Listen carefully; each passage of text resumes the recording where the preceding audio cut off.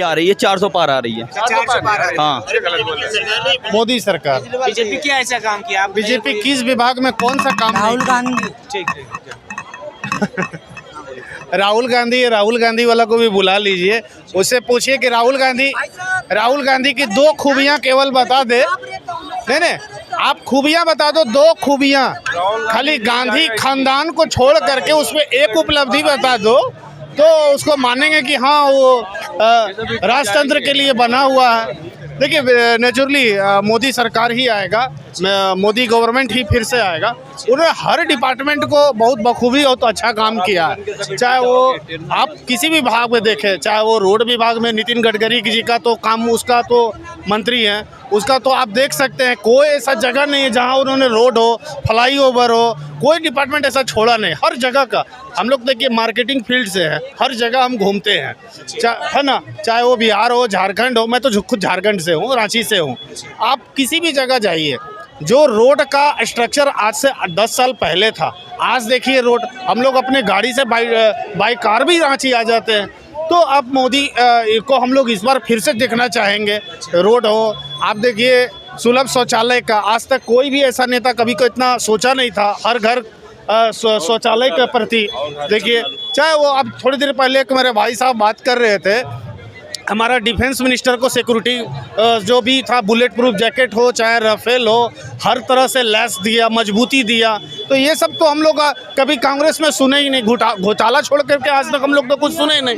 मोदी में भी हो सकते हैं कि कुछ मंत्री लोग अच्छे काम न कर रहे हैं, नाराज हैं, लेकिन होलसेल अगर देखा जाए 10 साल का कार्यकाल को, तो पिछले अगर 10 साल का कार्यकाल से तुलना करेंगे तो हर चीज़ में बहुत अच्छा है। तो हम लोग इस विषय में कह सकते हैं कि मोदी सरकार को ही चाहेंगे इस बार। तो राहुल गांधी का कहना है कि मोदी हटाओ देश बचाओ। मोदी जी, राहुल गांधी तो कहेंगे, राहुल गांधी का अपनी उपलब्धि बता देना। वो एक सांसद अपना अमेठी से हार कर बायनोट गए, बायनोट वो कितने बार गए हैं बताइए, बायनोट में क्या किए इस बार उसका क्या, तो वहाँ भी जमानत जब जैसे दिखा तो रायबरेली भाग गए।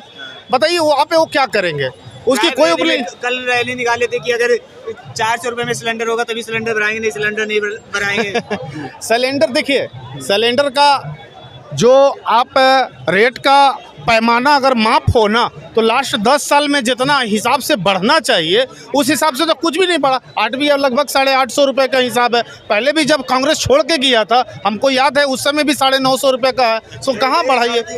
अरे 350 रुपये, 350 रुपये नहीं थी सर, 350 रुपये का सिलेंडर था। और एक बात बताऊँ आपसे, सुनो भी बात, पहले भी बात सुन लो। जो वो भाजपा वाले कहते सिलेंडर ठाप रहे ना कंधे पे कि इतना महंगा हो गया, इतना महंगा हो गया, अब वो बोले क्यों नहीं 1200 बिका।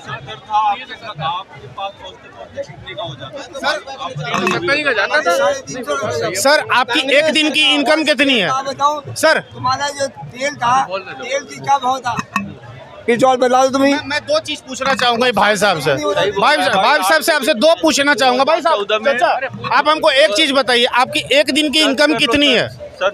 आपकी एक दिन की इनकम कितनी है? मेरे भाई मुझसे क्या पूछो इनकम के बारे में? एक दिन की बात 500, 600, 700 रुपए तो कमाते होंगे ना? 500 रुपए पहले भी कमा था, अब भी कमा रहा है। अधिकार आपको नहीं है किसी की इनकम पूछने का, बिल्कुल अधिकार नहीं है। मेरा अधिकार की आप शांत रहो। मैं क्या बोलना चाह रहा हूँ, एंकर किसको बोलते हैं, मीडिया किसको बोलते हैं, हमें नॉलेज है इस बारे में। भाई साहब सुनो मेरी बात, इस समय सिर्फ बात करो देश का प्रधानमंत्री कौन होगा। मैं उसी विषय पे हूँ। फालतू की बातें छोड़ो। हाँ, देखिए, पीएम कौन होगा? आप अगर 400 रुपए में सिलेंडर कांग्रेस के मैं समय देता था ना, तो एक आदमी सिलेंडर को लेने के लिए ना पूरा अपना एक दिन का ड्यूटी ऑफ करके 500 रुपये ना, ये 400 रुपये तो इनका कहना है, कहना कहाँ है? कहने से तो आप एक दिन का ड्यूटी छोड़ करके आप एक सिलेंडर ले रहे हो। अगर वो मुफ्त में मिलेगा तो मैं अपने दिन बर्बाद करके क्यों लूंगा भैया? मेरे को अगर 850 रुपये मिल रहा है, मेरे को तो फोन कर रहे हैं, तुरंत घर पहुंच जा रहा है, तो ये भी तो सुविधा है। हमारा एक दिन का जाते, घर पे लगा के भी जाते हैं। हाँ, कांग्रेस ने 70 साल में देश को लूटा है और कुछ नहीं किया। बहुत सी दिया, आप अभी आपके पास मोबाइल है, सर्च कर लो, ऐसे ऐसे तमाम चीज़ें आपको मिल जाएंगी जिसमें पता चल जाएगा देश को किस प्रकार लूटा गया। इन लोगों को मालूम नहीं है, ये 70 साल से मजे किए हैं, अभी मजा करना चाहते हैं, गुमराह करना चाहते हैं। सिलेंडर भी जो इन्होंने बात बोला ना, इनको असलियत मालूम नहीं है। सिलेंडर जो है ना, खाओ पियो मत रहो। मेरे कहने का ये मतलब है, इस समय चुनाव का माहौल है, और मेरे बड़े समझ में नहीं आती एक बात कि देश के प्रधानमंत्री को चुनाव के समय ही ईडी का छापा, सीबीआई का छापा करके भारत की जनता का दिमाग जो है, बुद्धि जो है, बिल्कुल वो मतलब वो कर दिए कि एक मिनट आप मत बोलिए, पहले बोलने दीजिए हमें, शांत रहो 1 मिनट, सबको पहचानता हूँ यहाँ, शांत रहो, बोल मत दीजिए। मेरे कहने का मतलब भारत का प्रधानमंत्री इंदिरा गांधी के बाद अगर कोई प्रधानमंत्री आया है हमारे देश में तो श्री नरेंद्र मोदी जी आए हैं। प्रधानमंत्री बहुत अच्छे हैं और यही होने चाहिए, और कोई कितना भी इनका विरोध करे लेकिन ये प्रधानमंत्री यही बनेंगे, चाहे सीटें कम हो या ज़्यादा हो, ठीक है। दूसरा रहा दिल्ली की बात, दिल्ली के मुख्यमंत्री को जेल से बाहर निकालने का नतीजा सीटें कम आएगी। अगर ये जेल के अंदर रहते, चुनाव के बाद छोड़ते तो सीटें लेवल में आती।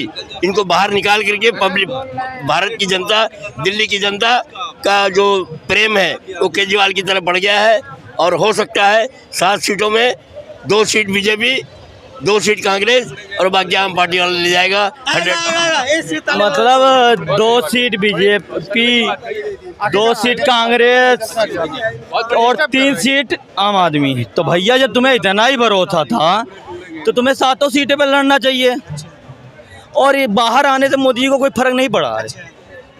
मोदी जी को 1% फर्क नहीं पड़ा इनके आने से, क्योंकि वो मोदी जी यहाँ 7 सीटों जीत। एक बात का जवाब दो, ईडी से सुप्रीम कोर्ट का जज ये क्यों पूछ रहा है कि 100 करोड़ की फाइल लाओ? फाइल कहाँ? ईडी वाला बात आया 2005 में, मोदी जी को 5 घंटा ईडी लिए थी, तभी तब मोदी जी का सरकार था का? तब भारतीय जनता पार्टी का सरकार था क्या? 2011 में केजरीवाल जेल गए तो मोदी जी का सरकार था क्या? अरे ईडी से सवाल क्यों कर रहा है जज? ईडी सबके साथ सवाल करती थी, ईडी आज से थोड़ी है। फाइल कहाँ है बताओ, आप बताओ। अभी तानाशाही के बारे में लोग जाने नहीं है। दिल्ली के सीएम को तानाशाही, इंदिरा गांधी तानाशाही पंडित जवाहरलाल नेहरू करते थे। एक पत्रकार ने लिख दिया था कि आप हिटलर जैसे दिखते हो, उसे 2 साल का जेल हो गया था। तो हिटलर इसे कहते हैं, तानाशाही इसे कहते हैं।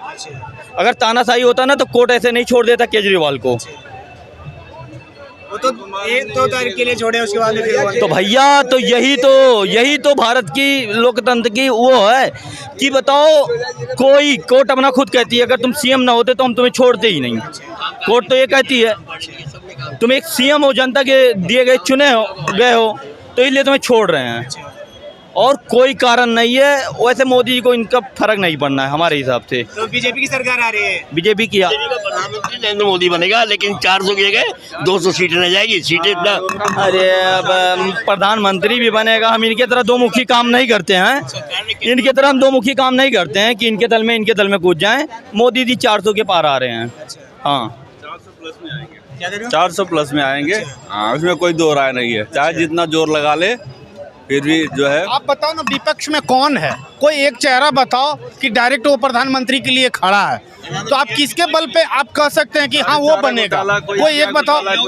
कोई तो है ही नहीं, कोई है ही नहीं रेस पे। इसको लूटने के लिए तैयार है लोग सब। और इसका वजह भी है मोदी जी। पार्टी का समर्थन नहीं कर रहा हूँ। नहीं। आदमी देश के बारे में सोचे, जनता के बारे में सोचे। जब से मोदी जी आए, कहीं बम नहीं फटा, कहीं फटाका नहीं फटा, कहीं कोई वारदात, कोई घटना है नहीं घटी, इसलिए उनका सम्मान। और सही तरीके से देखा है तो मीडिया के सामने जब भी कोई भी आदमी बोले, तो आपका क्या कहना है, इस बार बीजेपी की सरकार आएगी ना? बीजेपी की नहीं, मोदी जी की सरकार आएगी। मोदी की सरकार, बीजेपी की नहीं, मोदी जी की बोलो। प्रधानमंत्री नरेंद्र मोदी जी की गवर्नमेंट बनेगी, वो अच्छा इन्हें बीजेपी से दिक्कत है, प्रधानमंत्री से नहीं दिक्कत है। चलो कोई भी हो, आएगी मोदी ही।